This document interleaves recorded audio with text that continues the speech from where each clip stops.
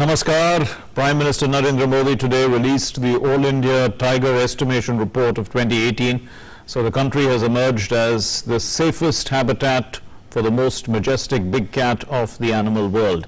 And the report indicates that the tiger population in the country has grown from 1,400 in 2006 to 2,967 in 2018. Madhya Pradesh is the country's tiger state with 526 of the big cats. Karnataka is a close second with 524 tigers, followed by Uttarakhand with 442. Now we'll be discussing the success of doubling the tiger population in the country, and this is Newsnight.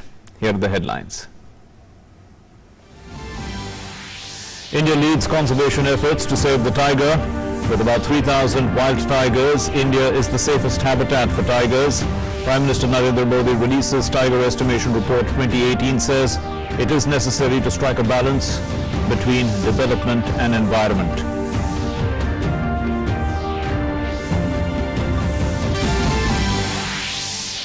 Prime Minister Narendra Modi discusses India's conservation efforts in a Discovery Channel documentary, Man vs. Wild, to be aired on the 12th of August.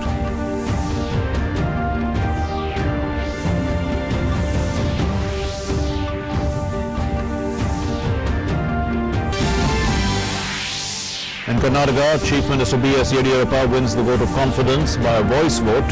The Speaker Ramesh Kumar resigns. 3 MLAs challenge the decision of the Speaker to disqualify them.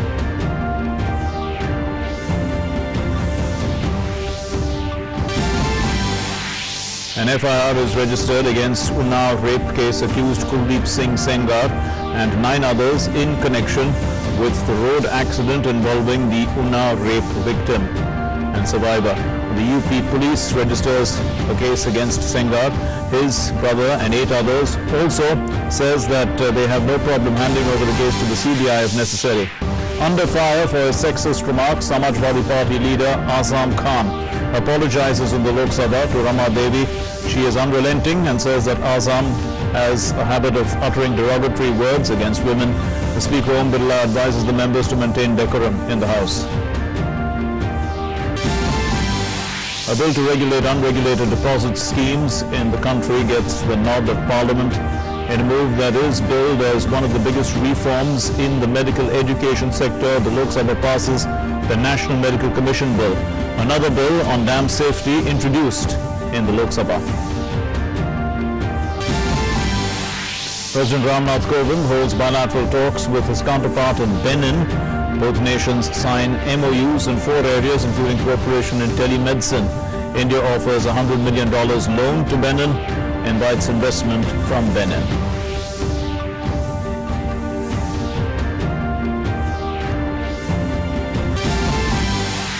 And the Indian team departs for the West Indies tonight. The tour begins on the 3rd of August. India to begin the series with 3 T20 matches. Captain Virat Kohli exudes confidence that India will try to start a new chapter with this series. And let's begin with our top story. Now, on International Tiger Day, Prime Minister Narendra Modi released the results of the 4th cycle of the All India Tiger Estimation, the All India Tiger Estimation Report of 2018. It says that India, with around 3,000 tigers, is one of the safest habitats for them in the world. 3/4 of the world's tigers can be found in India, and Prime Minister lauded the collective efforts of all stakeholders that have all the efforts have resulted in this tremendous increase in tiger population.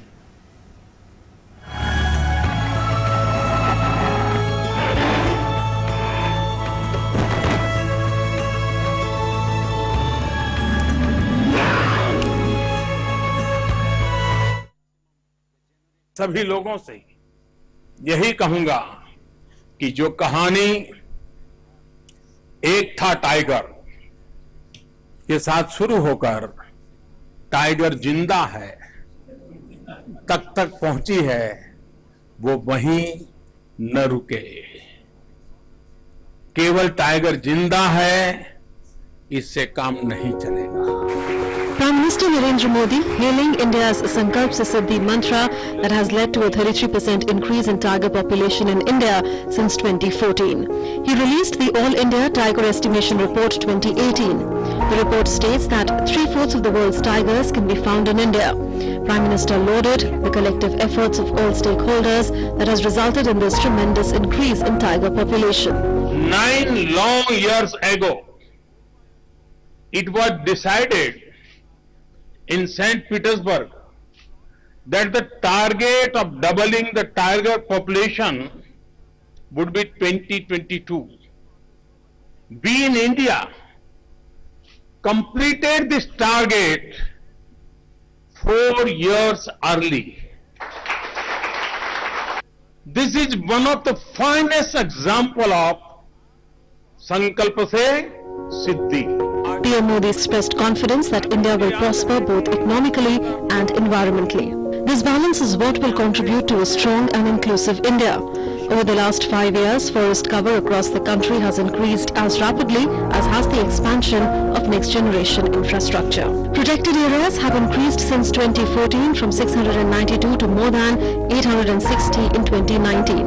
The number of community reserves has gone up from 43 in 2014 to over 100 today. India has emerged as a leader in the sphere of climate action.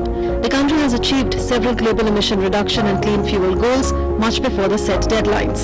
India has already achieved the Sustainable Development Goal for cutting emission intensity of GDP goals by 20 to 25% and is a leader amongst nations striving to transition to clean fuel and renewable fuel-based economies. PM Modi called for a balanced, smart and sensitive approach to conservation.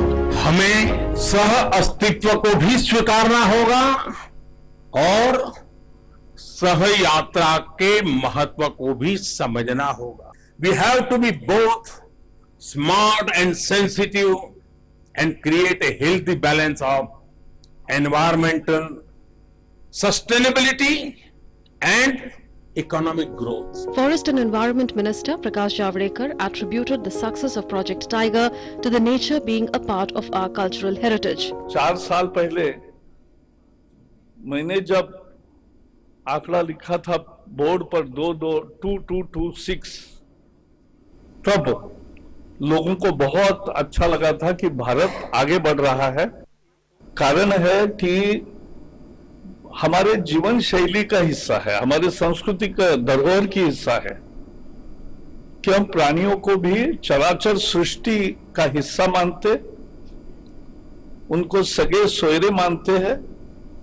तो इसमें एक बहुत महत्वपूर्ण भाव है हमारे जीवन का. सारी वनस्पति और सारी प्राणी सृष्टि भी हमारे जीवन का एक हिस्सा है.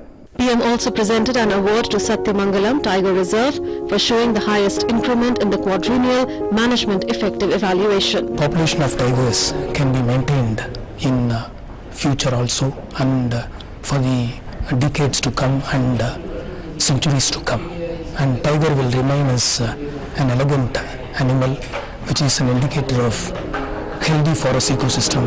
India is emerging as not just the fastest growing economy but also a conservation hub, clearly illustrating that it is possible to strike a healthy balance between the two. Bureau Report, TT News. And why exactly is this survey so important? What went behind it? It's the 4th such survey, and now we are on the way to really, putting the tiger really at the forefront. If the tiger is playing such a significant role in our country, the tiger plays an important role not only in protecting the habitat, but if we are the home of the tiger, which is like the most majestic of creatures, really we are doing something great for nature. Let's try and understand what this all means. So currently we are 2,967 tigers and counting. These are tigers in the wild, of course. This is the survey, which is, as we know, a gun to an exercise, a huge exercise, enormous exercise. And what actually went into this exercise we'll be telling you in a little while from now. So this is the fourth such survey, and what actually went into it, it's the fourth such survey since 2016, and we've been seeing increases, quite significant increases, and right now in this survey we saw a 30% increase from the last survey.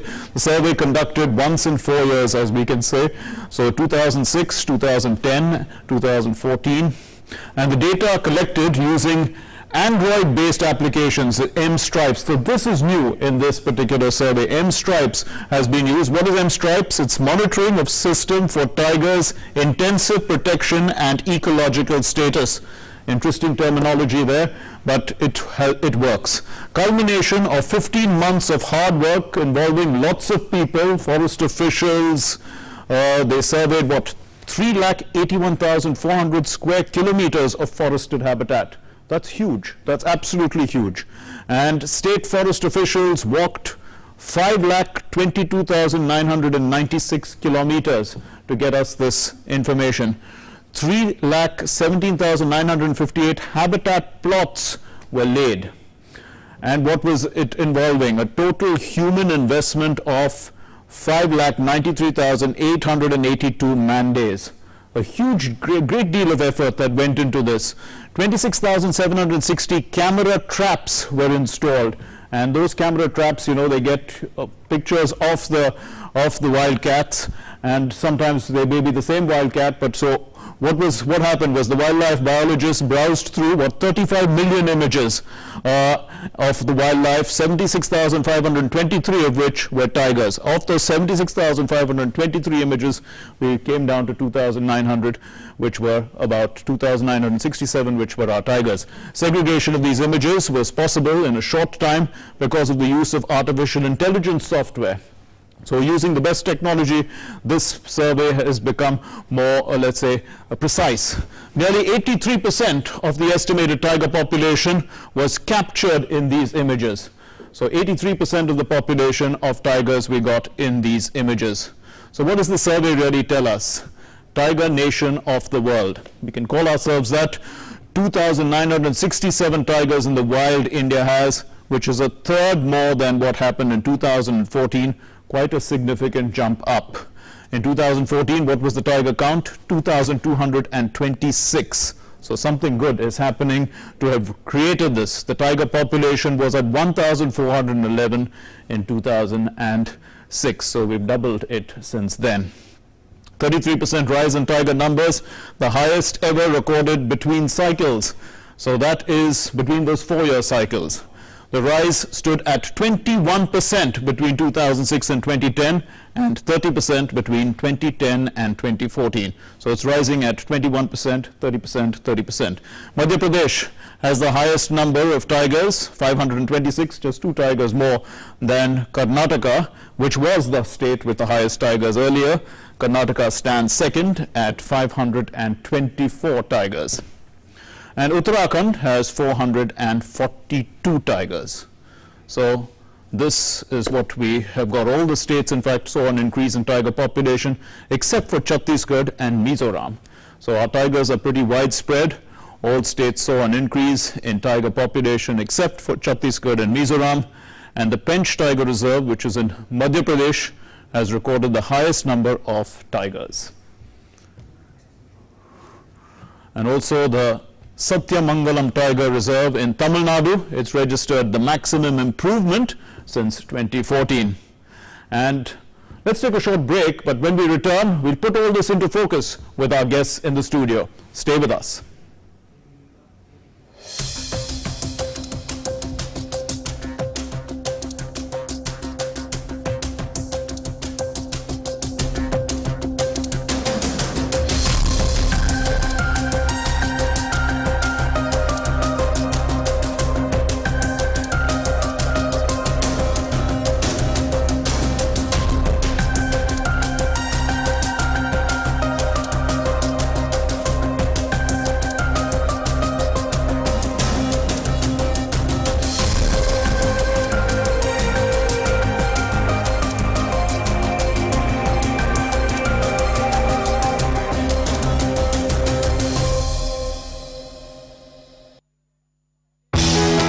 जल है तो कल है।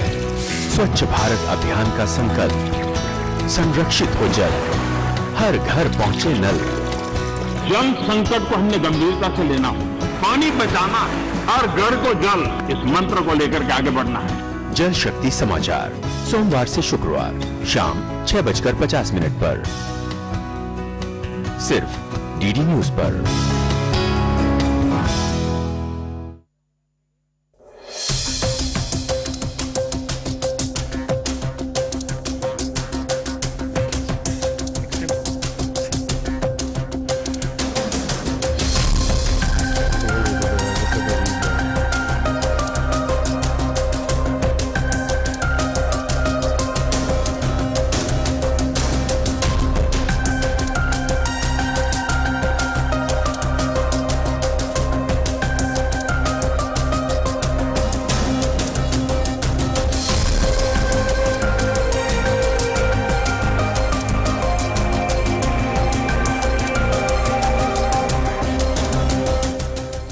So let's expand the focus now of our in focus, and the focus is environment and development striking a balance, because it's environment and development and striking a balance that has created the environment, the ecosystem in a sense, that has led to the growth of tigers.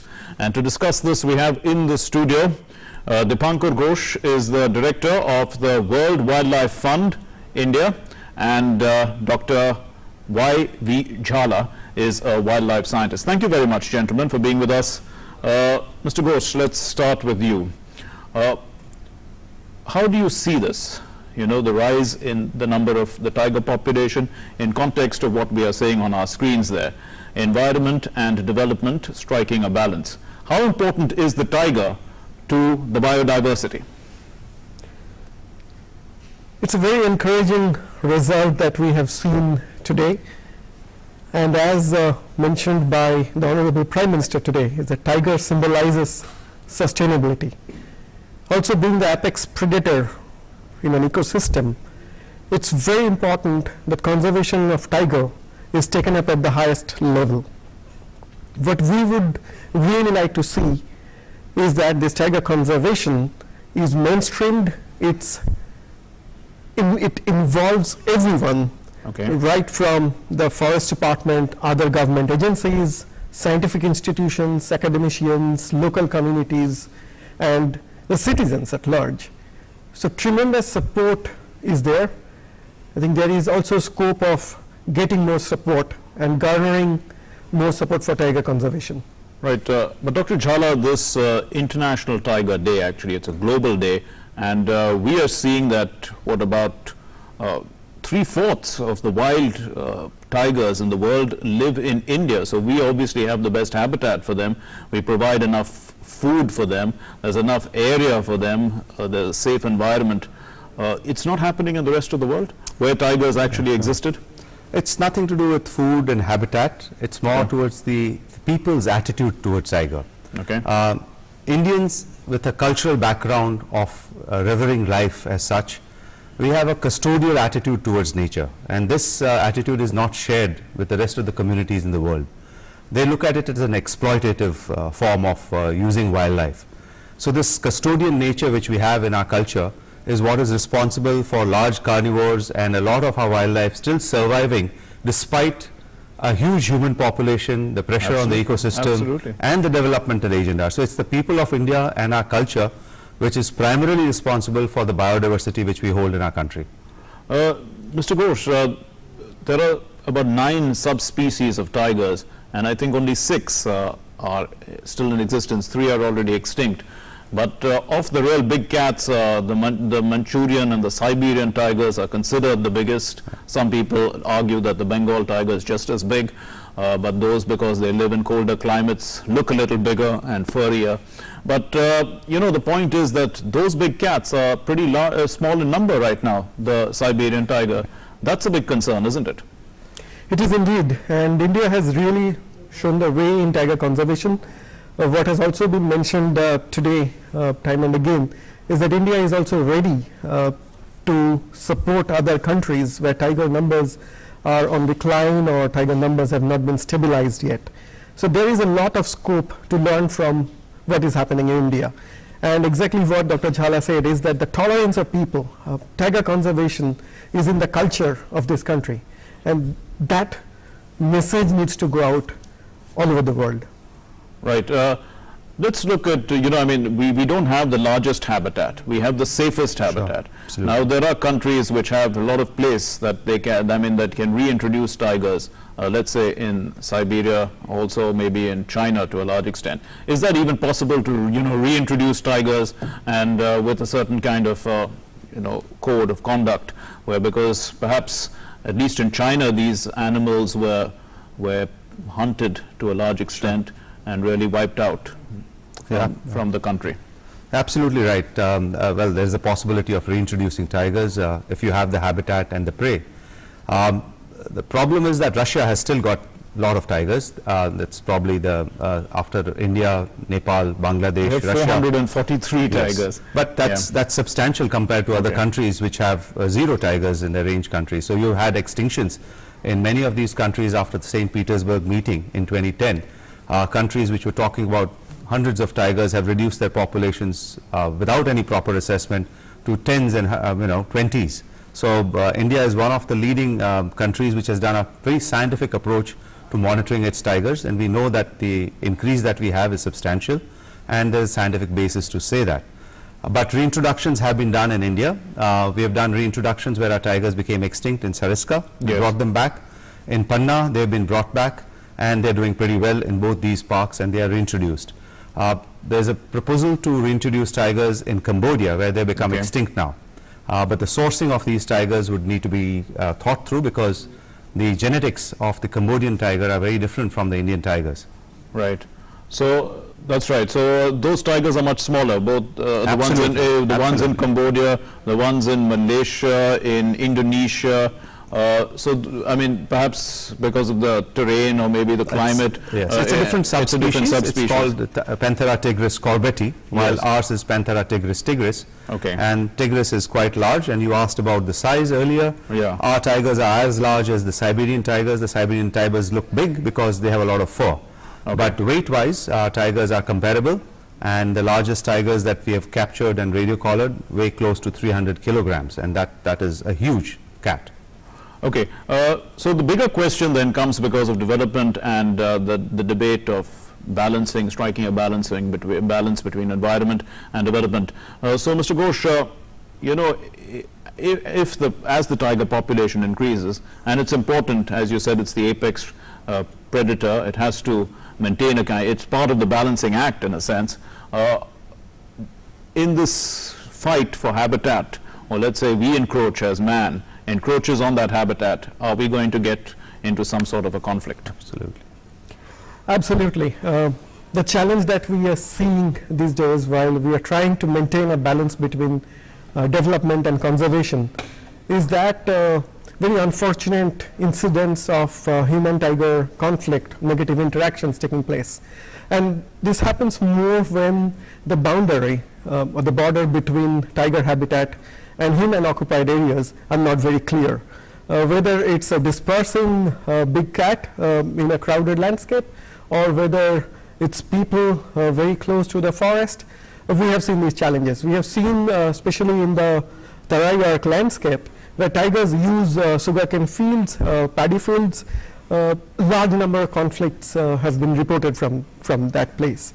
What is required is proactive conflict management measures, working with local communities, with the administration, and really converge this whole tiger conservation program together with the forest department, backed by solid scientific research. Right. So, Dr. Jhala, the tiger, we seem to be increasing it by 30% every 4 years, which is quite a sizable amount. Is there enough, fodder, food in a sense, for it? Because again, there's habitat encroachment, and the other species too are being affected. The question is perfect to be, we need to answer this question for our future growth of tigers. Tigers are increasing at a rate of about 6% per annum. Okay. And as you mentioned earlier, it's a compounded interest. So as the population grows larger, the percentage increase becomes larger and larger. So it's an exponential growth, just like you have your money in the bank. and it keeps increasing exponentially if you keep them for a long time. The question is, do we have enough space for our increasing tigers? Now there is Do they have enough food is what I'm there asking. are 300,000 square kilometers of tiger habitat in this country. Currently we have only about 88,000 square kilometers which are actually occupied by tigers. The forests outside these 88,000 are present but depleted of prey.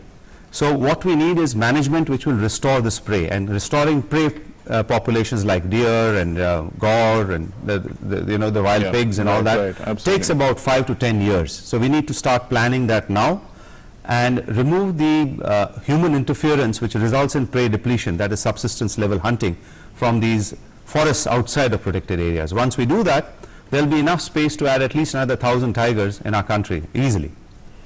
Okay, so how does one go about that then, Mr. Ghosh? Is that happening in our forests currently?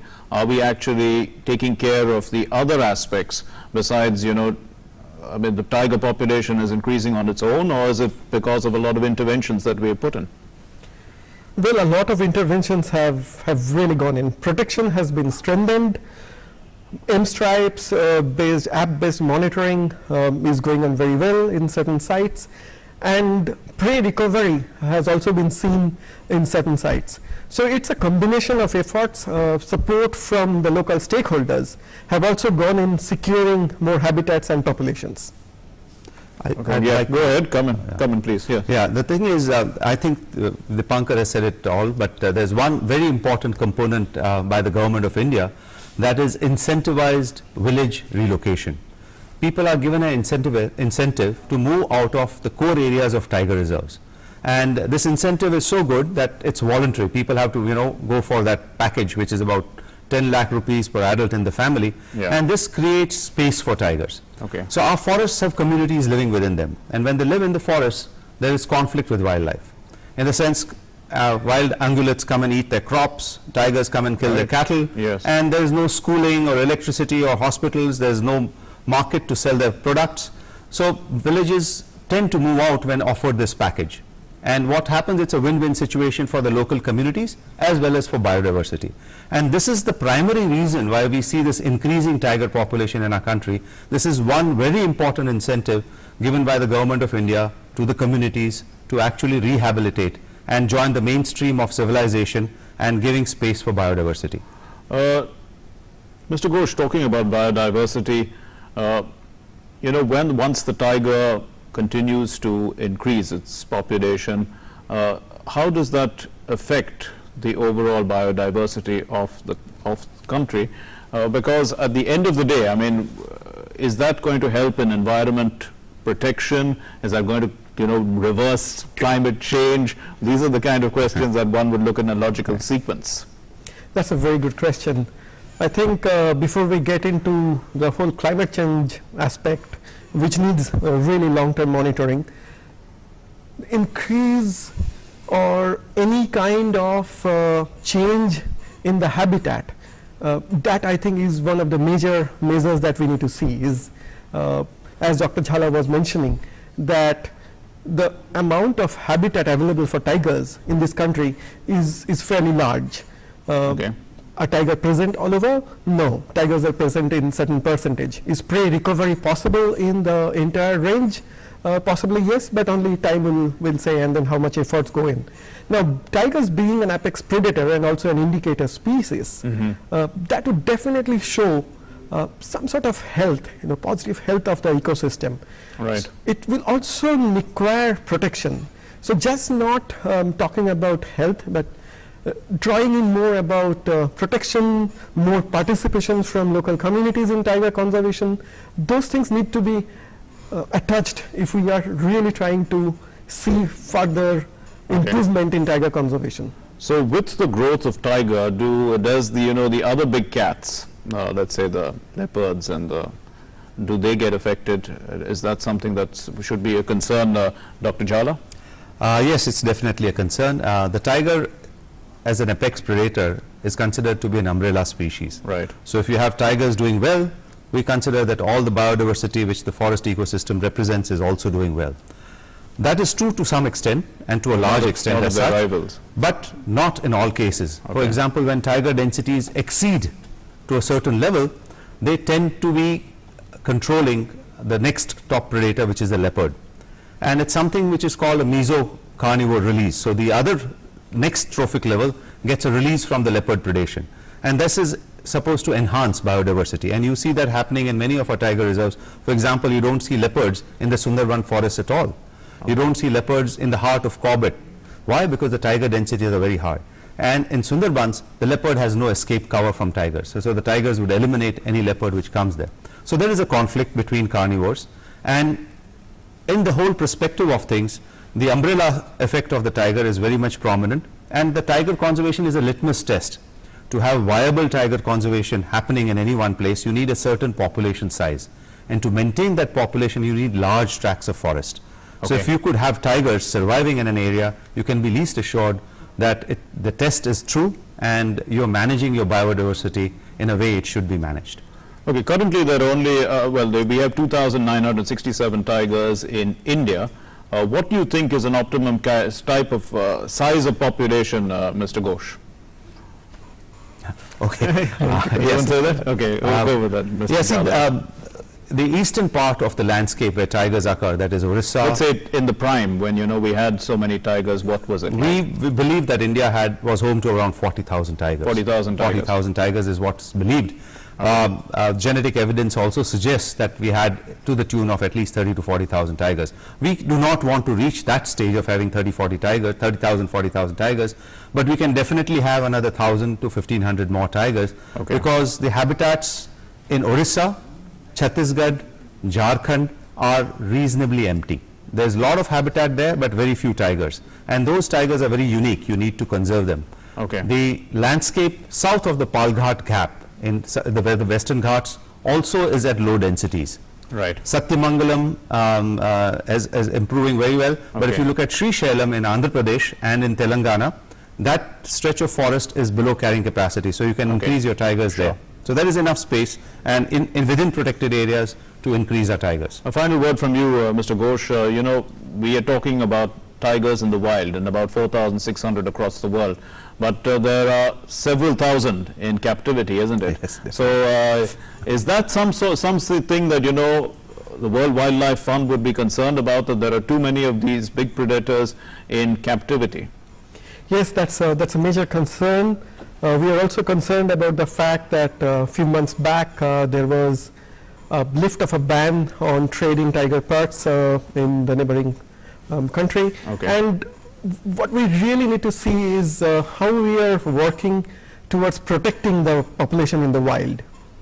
Okay, we leave it there. Thank you very much, gentlemen, for joining us here on you. News Night. Thank you. Moving on to our next story then, and showcasing to the world India's rich environmental heritage, as well as taking India's tryst with wildlife conservation and as his own experiences to the global stage. Prime Minister Narendra Modi will feature in Discovery Channel's Man vs. Wild program, and here's a sneak peek. An ace adventurer who redefines the rules of survival unites with the leader of the world's largest democracy. Welcome to India. Watch this dynamic duo मैं आपके लिए इसको मेरे पास रखूंगा. on an epic adventure of a lifetime. You are the most important man in India. My job is to keep you alive. Man vs. Wild. Well, the three-day-old BJP government in Karnataka, headed by B.S. Yediyurappa on Monday, proved its majority, sailing through the confidence motion smoothly in the assembly. Now that he has won the trust vote, he would need to induct ministers into his cabinet and, I quote him, put the administration back on track, is what he said. Well, the state has seen a month of political turbulence, which now has showed signs of ending. It was a day of redemption for Karnataka Chief Minister B.S. Yediyurappa, who easily won the floor test in the current assembly. The four-time Chief Minister has had two of the shortest stints at the helm in the history of Karnataka politics. for 7 days in November of 2007 and 2 days in May of 2018. But this time he cleared the trust vote by a voice vote in a smooth affair, since the BJP has a simple majority in the House with diminished numbers after the disqualification of 17 rebel MLAs of the Congress and JDS. The entire process lasted less than an hour after the House met. Chief Minister Yediyurappa promised a new beginning free from the politics of vengeance. He said he believed in the forgive and forget principle. He said his priority would be to put the administration back on track. I assure the House that I will not allow vendetta politics or any personal attacks. On the eve of the trust vote, Speaker Ramesh Kumar had disqualified 11 Congress and 3 JDS lawmakers till the end of the current term of the House in 2023. This effectively brought down the majority mark to 105, which is the strength of the BJP in the House. The BJP also found support of an independent.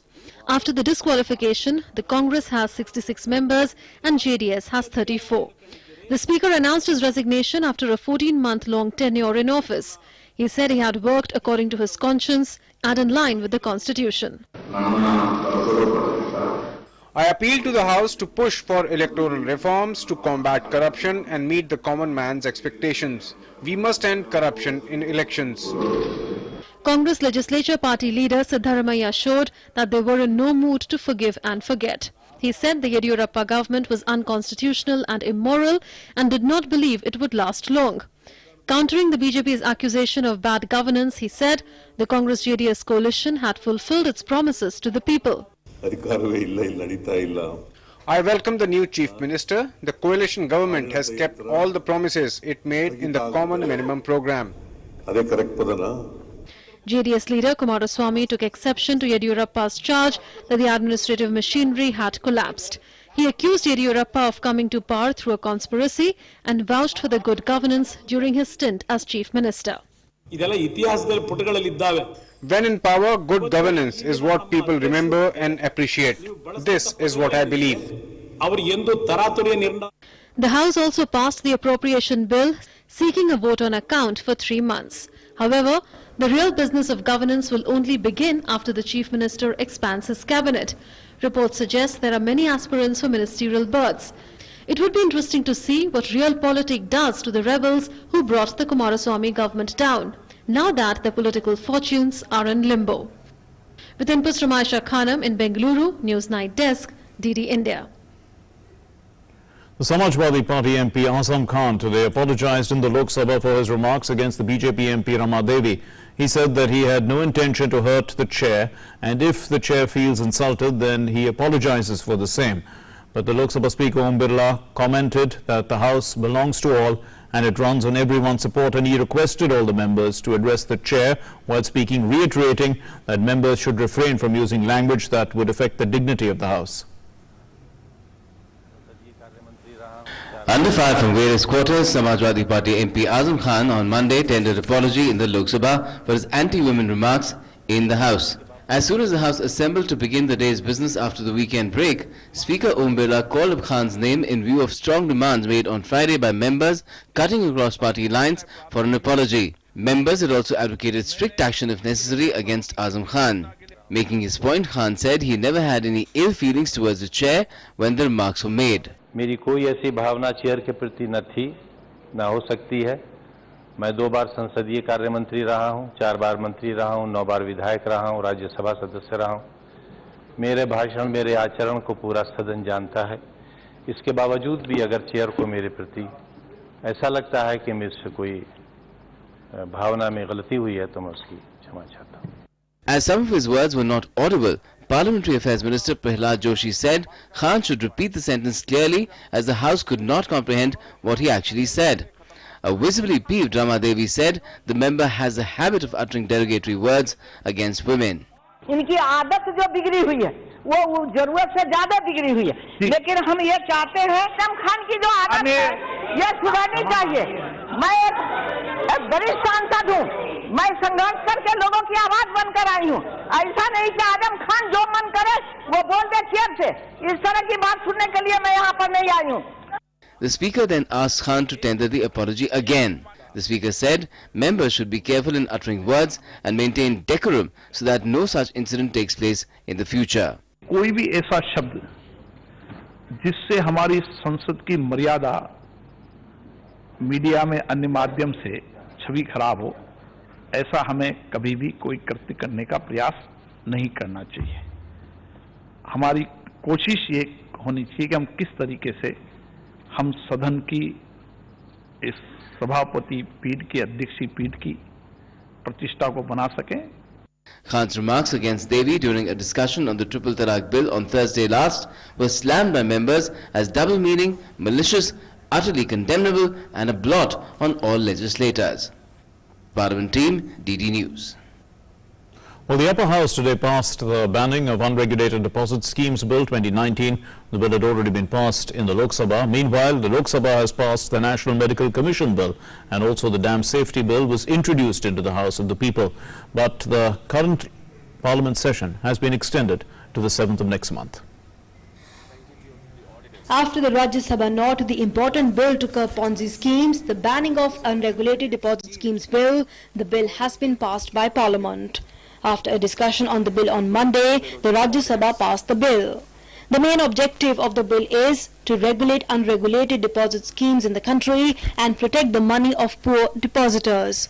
The bill will also help mobilize savings in regulated environment. ये bill गरीब के लिए है, उन भोले भाले लोगों के लिए है जिनको गुमराह और भ्रमित करके जिनकी गाड़ी कमाई को खाने का साधन इन योजनाओं पॉन्जी स्कीम्स के माध्यम से बनाया जाता था। और मुझे प्रसन्नता इस बात की है कि उस गरीब की गाड़ी कमाई को बचाने के लिए लोकसभा में भी आम सहमति से बिल को पास किया गया, सभी अमेंडमेंट्स को विड्रॉ किया गया और राज्यसभा में भी एक ध्वनि के साथ जिस तरह से सबने बिल के पक्ष में बात कही है, मुझे लगता है गरीबों के हित में एक बहुत बड़ी बात, एक शुरुआत की है। In the Lok Sabha, Union Health Minister Dr. Harshvardhan tabled the National Medical Commission bill in the lower house. The bill would replace the 63-year-old Medical Council of India with the Commission to reform the medical education sector. It also seeks to repeal the Indian Medical Council Act 1956. There would be a common examination for the final year students for PG courses and the medical license. This exam would be called the National Exit Test. This test would ensure that the NMC moves away from a system of repeated inspections of infrastructure and to focus on the outcomes rather than processes. Asserting that the bill is a pro-poor legislation, the health minister said it would bring not only government seats but also 50% of all the private seats within the reach of meritorious students belonging to the economically weaker sections. For every institution in this country now, including AIIMS, you have to appear for one exam now. And with that one exam's merit all over the country, with a well-established, successfully, most transparent manner, counseling at state level and counseling at central level, thousands of students have got their dream realized and they have entered into the medical colleges of their choice as per the place they deserve according to their merit. In the Lok Sabha on Monday, the Jal Shakti Minister Gajendra Singh Shekhawat introduced the Dam Safety Bill 2019. It seeks to provide a legal and institutional mechanism to ensure safe functioning of the dams in the country and related issues. The bill also entails the creation of the National Dam Safety Authority as a regulatory body that will implement the policy, guidelines and standards on dam safety in the country. Congress, TMC and the BJD protested the introduction of the bill and called it a matter of state. देश की सरकार क्योंकि बांधों की सुरक्षा का एक common protocol देश भर में बने, आप माननीय सदस्यों ने चिंता व्यक्त की है कि कंट्रोल लेना चाहते हैं, इसमें ऑपरेशन एंड मेंटेनेंस के लिए कंट्रोल को किसी भी तरह से स्टेट के अधिकार से बाहर निकालने का उपबंध हमने नहीं किया है. In the Rajya Sabha, homage was paid to the former Union Minister S. Jayapal Reddy. The current session of Parliament has been extended to 7th August so that the pending legislative agenda can be completed in this session itself. With inputs from Anuj Yadav, Bikramjit Singh, Rajesh Raj and Shilendra Mishra, Newsnight Desk, DD India. The UP police have said that the BJP MLA Kuldeep Singh Sengar and 9 other people have been named in an FIR registered in connection with the road accident in which the Unnao rape survivor and her lawyer were critically injured and her 2 aunts were killed. The FIR, in which 15 to 20 unnamed people were also mentioned, was registered at the Gurubakhshganj police station, which is in Raebareli.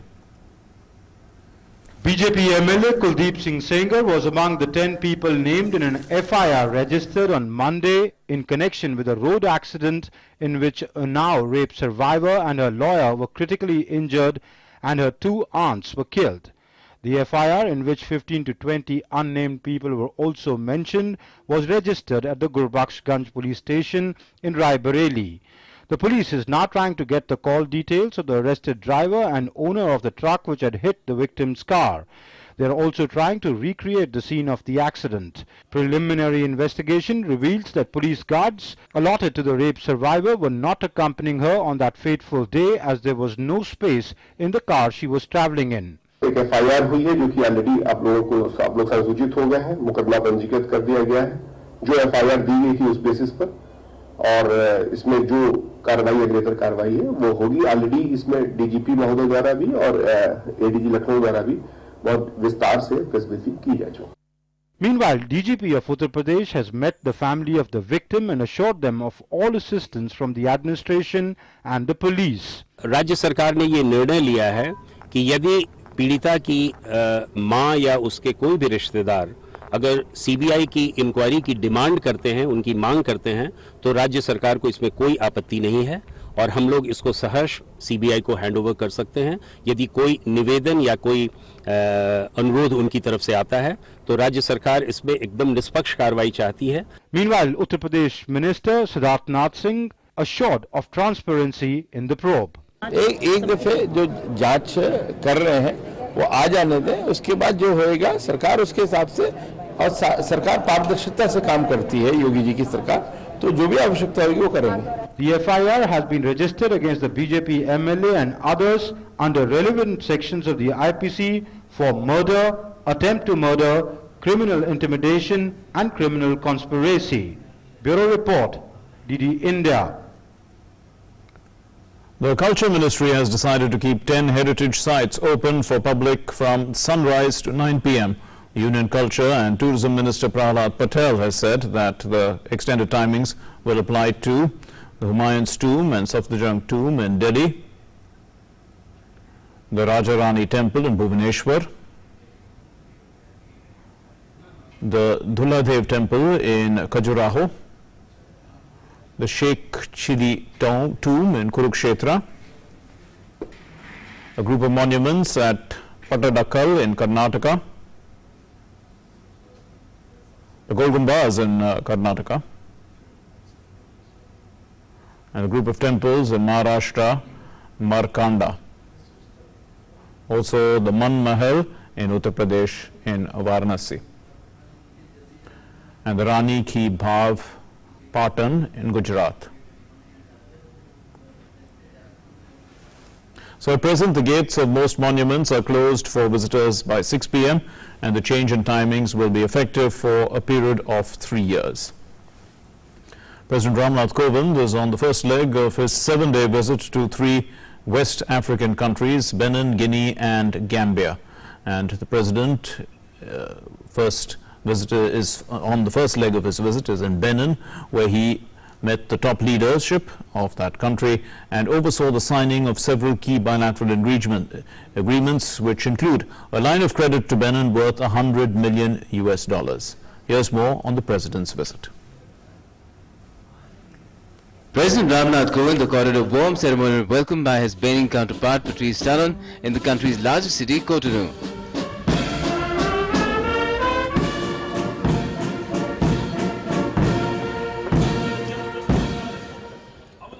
Later in the day, President Kovind led delegation-level talks with his Benin counterpart on giving impetus to India-Benin ties ranging from trade, culture, security and defence.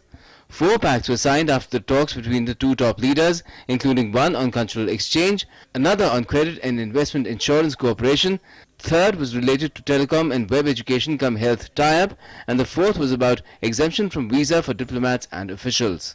President Cohen also announced a line of credit of $100 million for developmental projects in Benin. To boost our economic partnership, we signed an agreement wherein India will help set up an export credit agency in Benin. I also conveyed our decision to extend e-visa facility to Benin to give a boost to business and people-to-people ties. In addition to these initiatives, we offered a fresh line of credit of $100 million to finance development projects in Benin. We took stock of the ongoing projects being financed by Indian assistance and hoped that they will be completed soon, especially the project to supply safe drinking water to 103 villages in Benin. India will be granting e-visas to Beninese nationals. Currently, Beninese nationals have to travel to Nigeria and its High Commission in Abuja to apply for a visa to India. Businessmen, students, professionals, traders, etc. will now be able to avail this e-visa scheme. The President is scheduled to meet Indian community on Tuesday at a reception being hosted in his honor in Cotonou before leaving for Gambia. With Nandita Dagar in Cotonou, Newsnight Desk, DD India. Well, Assam, Bihar and Uttar Pradesh continue to battle floods, but the rising water levels have caused flooding in other parts of the country as well. Jammu and Kashmir, Rajasthan and Odisha, to name a few more states. Floods have been wreaking havoc in several parts of the country ever since the monsoons hit the mainland. Assam is the worst hit state. 44 lakh Assamese people in 3,000 villages are flood hit. The situation is worse than ever in many districts. Disaster relief teams are working doggedly to rescue people. In Uttar Pradesh, Basti district is the worst affected. Its residents tried to fix a broken canal, but the heavy gush of water proved too much to handle. The road between Shripatipur and Narsinghpur has been underwater for 4 days, hampering travel and movement of relief and other supplies. ये सब गन्ना का फसल जो था वो सब डूब गया है, चावल का था वो भी सब डूब गया।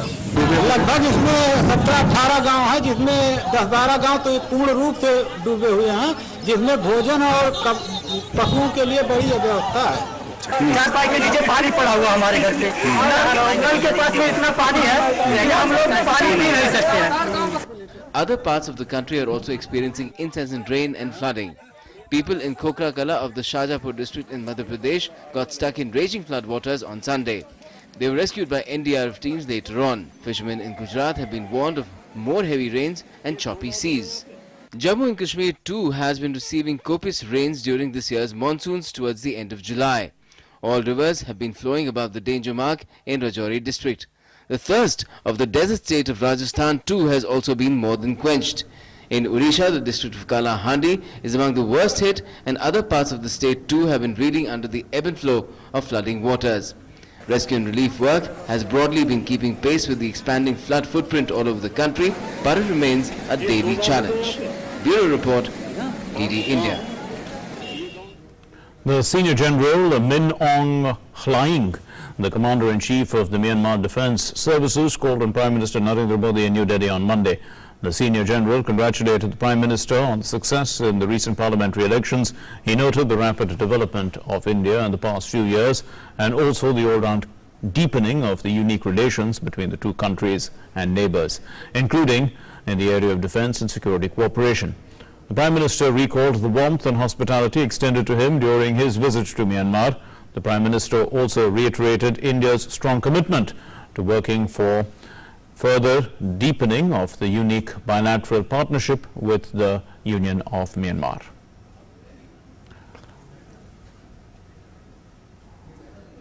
And also going back to our story on the floods, the Prime Minister has been in touch. In fact, he has spoken to Chief Minister Nitish Kumar as well as the Deputy Chief Minister Shishir Modi in Bihar and is monitoring the situation. Moving on to our next story then. The Union Minister of Environment and Forest and Climate Change, Prakash Javadekar, on Monday released the latest report of green ratings on fertilizer sector in New Delhi. The report has been prepared by the Centre for Science and Environment and its Green Rating Project. The report is based on 42 parameters, and the Minister gave away the Green Awards to winners as well. The Indo-Gulf fertilizer Jagdishpur won the Best Plant Award with 4 leaves.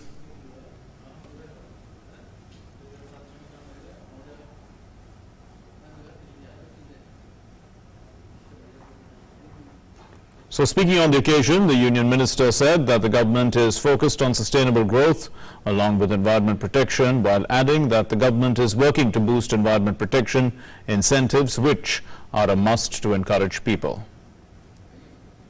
अभी मेरा एक नया जोर रहेगा आने वाले दिनों में, वो इतना ही है कि हमारे सैंक्शन लेटर्स जो होते हैं, परसों एक महीने देखा 30-40 पेज का होता है, 100-200 कंडीशंस होते हैं. कोई पढ़ता है कि नहीं मुझे पता नहीं, देने वाले भी पढ़ते नहीं होंगे, लेने वाला तो पढ़ेगा ही नहीं, उसको तो परमिशन मिल गई, वो काय को पढ़ेगा. मैं अलग करने वाला हूं, 1 पेज का परमिशन लेटर, सैंक्शन, केवल 10 मैक्सिमम कंडीशंस, लेकिन 100% इंप्लीमेंटेशन. ये इस तरह से हम जाने वाले हैं, क्योंकि तब उसका नेट रिजल्ट सही आएगा. Well, the Supreme Court today agreed to hear on Friday a plea by the fugitive economic offender Vijay Mallya, challenging the confiscation of properties belonging to companies owned by him and his family members. A bench headed by Chief Justice Ranjan Gogoi took note of the submission of F.S. Nariman, who was appearing for Vijay Mallya, that the fresh plea be heard along with the pending one on the legality of the law and the action to confiscate the properties. The senior lawyer sought adjournment of the hearing on the petition questioning the confiscation of properties. The bench has now posted the matter for hearing on August 2. Vijay Mallya, who is currently in the UK, has been charged by the Enforcement Directorate of defaulting on bank loans to the tune of rupees 9,000 crore. He is also facing an extradition trial in the UK. Ahead of an unprecedented snap polls on September 17, Israeli Prime Minister Benjamin Netanyahu's Likud party has put banners featuring his pictures with Prime Minister Narendra Modi, also US President Donald Trump and the Russian President Vladimir Putin. The Likud party headquarters in Tel Aviv was seen with election advertisement banners depicting Netanyahu's closeness with the 3 world leaders, with Hebrew text on the top saying Netanyahu in a different league. Netanyahu's campaign has focused on bringing out his close chemistry with world leaders and also trying to project him as a leader of unmatched stature in Israeli politics, which is crucial for the country's security. The Israeli premier will be traveling to India on a day-long visit on September 9 to meet Prime Minister Modi just 8 days before the repeat polls.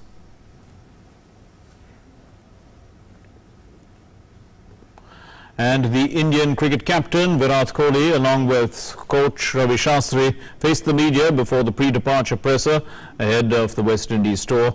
India are leaving, they will be leaving today to play for a full series which consists of 3 T20Is, 3 ODIs and 2 test matches against the West Indies. That's all we have for you in News Night tonight. Thank you very much for watching. Namaskar.